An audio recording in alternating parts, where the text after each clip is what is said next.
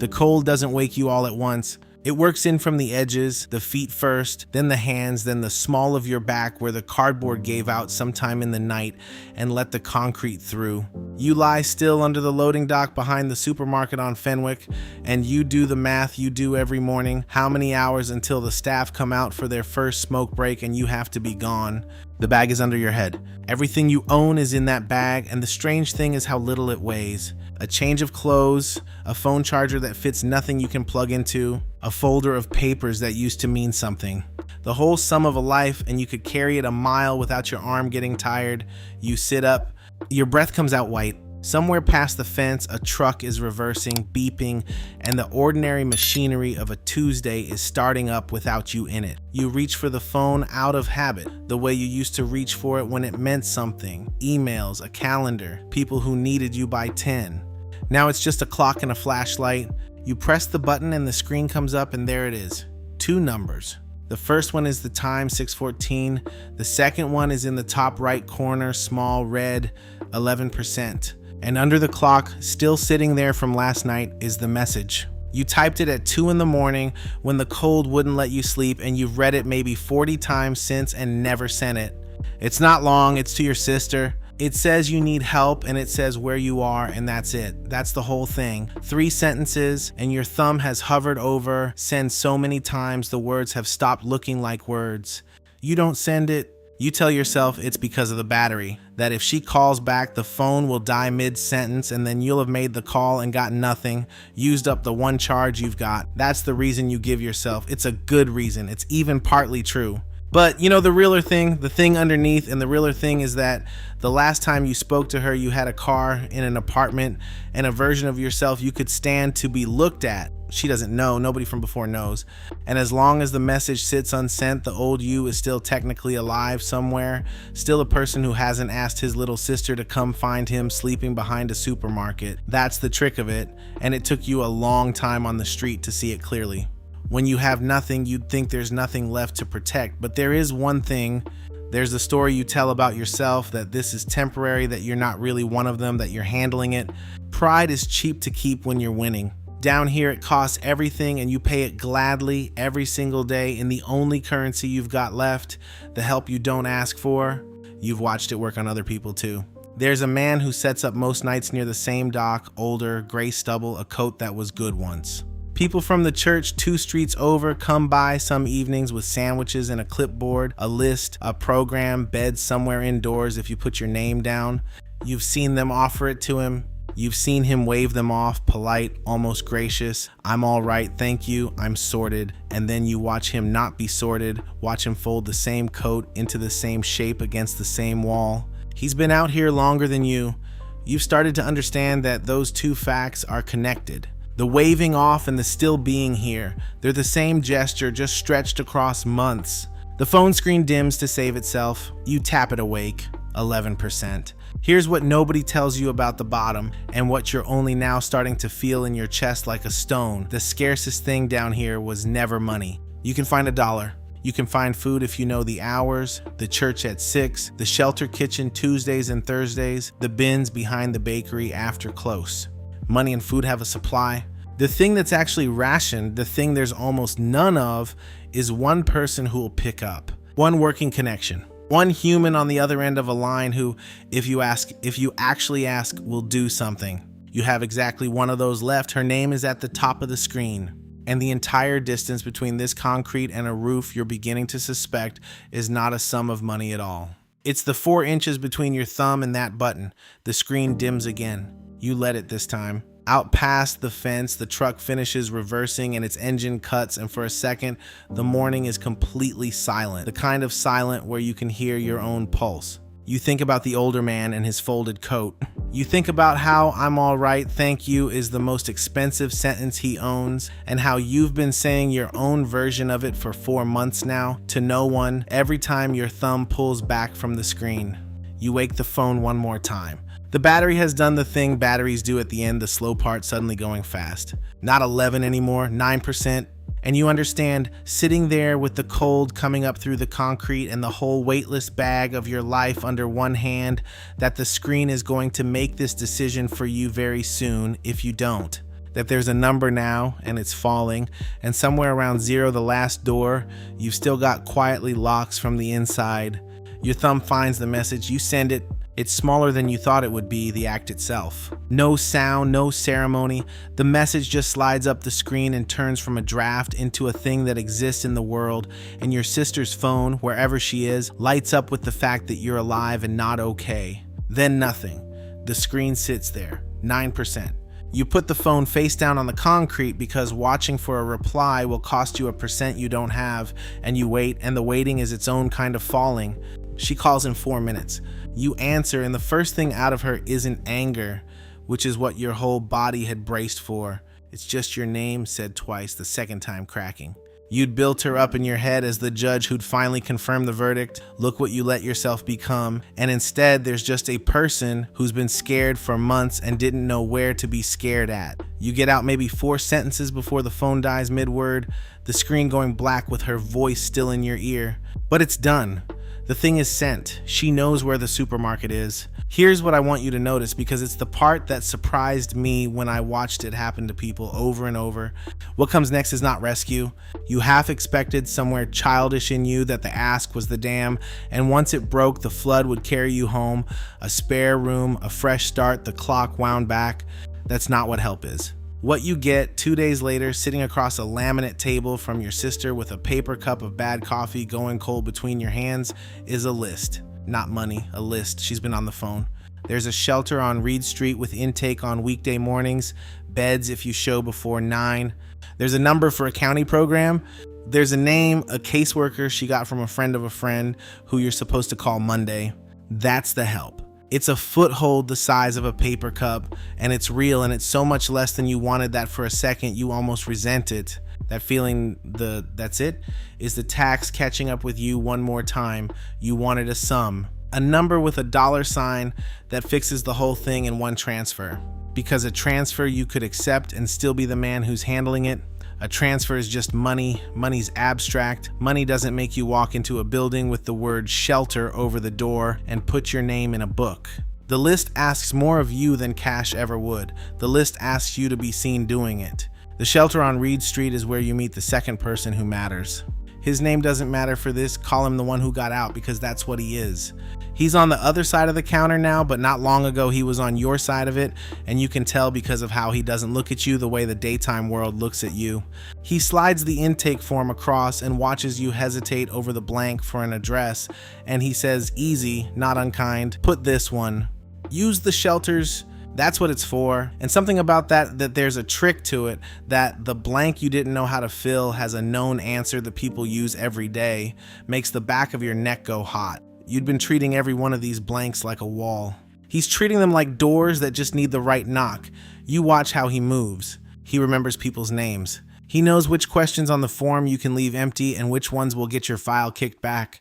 When a younger guy comes in, shaking, furious, ready to walk back out because the system's a joke and he won't beg, the one who got out doesn't argue with him. He just says, I said the same thing for 2 years. The 2 years didn't fix anything. The form took 20 minutes. Then he leaves it alone. He doesn't sell it. He's not a savior, and he's not trying to be. He's just proof, standing there in clean clothes with keys in his pocket, that the boring path actually goes somewhere. You think about the older man behind the supermarket, the folded coat, I'm all right, thank you. Same offer, 2 answers. You're starting to see that the gap between those 2 men isn't luck, and it isn't money, and it isn't even how far they fell. It's whether they let themselves take the list. You take the bed that night, indoors. A thin mattress, a locker, a building that's loud and smells like industrial soap, and 100 other people's hard luck. And it's the first time in 4 months you sleep without one ear open for footsteps. You charge the phone all the way. You watch the little number climb past 11, past 50, up to a full green 100 it hasn't seen in a season, and you feel something that isn't quite hope, something more careful than that, like setting weight on a leg you weren't sure would hold. In the morning, the caseworker's name is sitting in your pocket on a folded square of paper, and the one who got out catches you on the way out the door and tells you what the real first job is. Not a job, not money before any of that. He says it the way you tell someone the one thing they need to bring or the whole trip's wasted. First thing we do, he says, is get you an ID. And you almost laugh because that's nothing. That's a formality. That's the kind of errand the old you did on a lunch break without thinking. You have no idea yet that it's the single locked door the entire climb has been waiting behind. That the thing standing between you and a job, a bank, a room with your name on the lease was never the money you didn't have. It was a piece of plastic you lost somewhere on the way down, and the whole world is built to give you nothing until you get it back. You think getting an ID is an errand. It is not an errand. It's the first real climb, and it's straight up. Here's the wall, and almost nobody on the dry side of it knows the wall exists. To get an ID, you need documents that prove who you are. A birth certificate, usually. Maybe a social security card, proof of where you live. And you sit in the shelter's day room with the caseworker's checklist, and you feel the floor drop because look at the shape of it. To get the ID, you need the birth certificate. To order the birth certificate from the state you were born in, they want a fee, and they want to mail it somewhere, and they want, on some forms, a photo ID to prove you're you. You need the ID to get the document to get the ID. It's a closed loop, and you're inside it. And for a day or two, it genuinely feels like the loop is the whole answer to why people don't just climb out. Because the first step requires the thing the first step was supposed to give you. The one who got out finds you stuck on this and doesn't let you sit in it. Everybody hits that, he says. There's ways through. That's literally what the caseworker's for. And it turns out he's right, and this is the part I most want you to hear, because it's the hinge the whole story turns on. The loop has seams. There are programs, legal aid, shelter caseworkers, county offices, whose entire boring job is getting people through exactly this, because they hit it 1,000 times a year. Your caseworker has a form that vouches for your identity. The birth certificate fee, you look it up and it runs about $30 in the state you were born. Real money when your whole balance is a fistful of coins, and in a lot of states that fee can be waived for people in shelters or covered by a small fund set up for precisely this. Not everywhere, not automatically, you have to ask, and sometimes ask twice. But the thing that looked like a sealed wall is a wall with a known door in it, and the door has been there the whole time, and the only reason you didn't see it is that nobody on the outside ever has to learn where it is. So you do the legwork. And it is legwork, that's the honest word for it. You fill the request, and you wait the days it takes, and waiting when you're sleeping in a bunk room is a particular flavor of slow. You take 2 buses to a county office and sit on a plastic chair under fluorescent light for 90 minutes to be told you're missing 1 paper, and you come back 2 days later with the paper. There's no music to it, no montage. Just a man with nowhere to be, spending the one thing he has plenty of time to buy back, the one thing the world demands before it'll deal with him at all.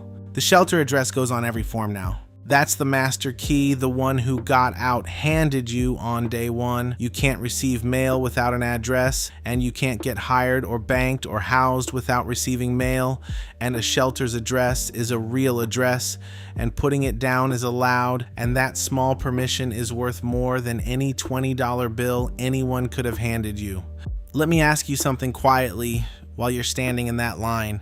What's the one ask you're too proud to make right now? The form you won't fill, the call you won't place, the person you've decided you'd rather sink than seem small in front of. Don't answer me, just notice it. Then come back, because this is the part where it pays off.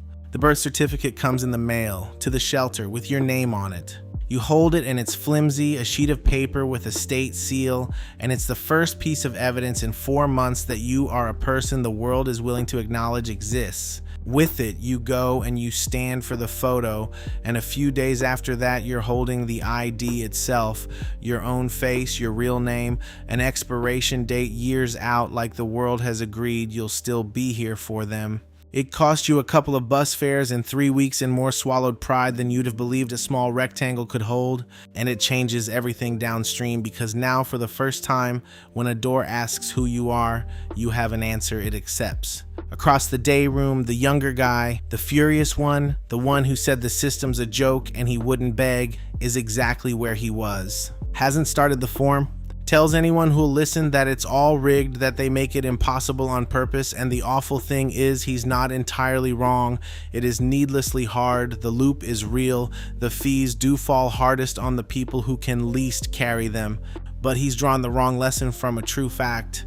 He's decided that because the wall is unfair, the door doesn't count, So he stands at the wall, correct and furious, and exactly as stuck as the day he came in. You used to be that. You think about the older man and his folded coat. 3 men, 1 wall, and the only thing that's ever separated them is whether they'll do the unglamorous, undignified, perfectly available thing. Because here's what you finally understand, holding the plastic in your hand, you don't climb out with luck, and you don't climb out with a windfall. You climb out with an ID and one kept promise. The thing that had you pinned to that concrete behind the supermarket was the missing keys, and nobody, not once in 4 months on the street, had ever told you that the keys were the whole game. Now you got the first one. The first lawful dollar you earn comes from day labor, and you remember the exact amount, the way you remember things that mark a before and after. It's a warehouse job through a temp placement the caseworker pointed you at, show up at 6, unload trucks, 8 hours, get paid at the end. You work the day. Your back, which slept on concrete for 4 months, has opinions about it. And at the end, they hand you a check and the number on it is small. Call it $96 after they take their cut, $12 an hour for 8 hours minus the bite. And it's the most valuable money you've ever held because of the word stamped beside it. It's lawful. It has your name on it. It came from a job you can put on a form. The panhandle dollar and the found dollar spend the same at a store, but they don't build anything. They vanish and leave no trace that you were ever there. This one has a record. This one says you showed up somewhere and did a thing, and an employer agrees that you did. And the cash-only world tries to take its cut, and you nearly let it because you don't know better yet. You take the check to one of those check cashing windows, the kind that glow on every poor corner, and the man behind the glass quotes you the fee like it's weather. On a payroll check, it's a percentage, A, small sounding, 2, 3%. So on your $96, it's a couple of dollars. Doesn't sound like robbery. But the one who got out sees the receipt and does the thing he does, the quiet arithmetic. Every check, he says, run it out. Say you cash a couple hundred a week, that's a few bucks each time, call it 3. Times 50 weeks, that's $150, $200 a year gone just to touch your own money. That's a month of phone bills, that's half a deposit on a room. They charge you a rent for being poor, and the rent never stops. That's the trap, and it's the cleanest example you'll ever see of the rule that runs the whole bottom. It is expensive to be broke. The fees, the deposits, the premiums, they all fall heaviest on the people with the least, and they're the current you swim against the entire way up.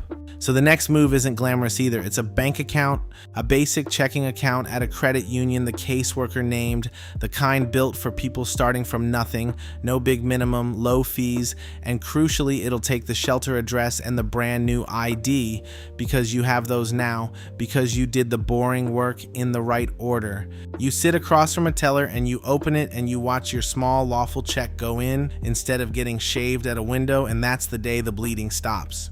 Not dramatically, a few dollars a check. But a few dollars a check, every check forever, is the difference between treading water and going under, and now it's running the right way, towards you instead of away. And then the real engine turns over, and it's the quietest thing in this whole story, and it's the thing the furious young man will never believe is worth anything. You show up. The temp shift goes well enough that they ask you back, and you come back on time, and you come back again. The dispatcher learns your name.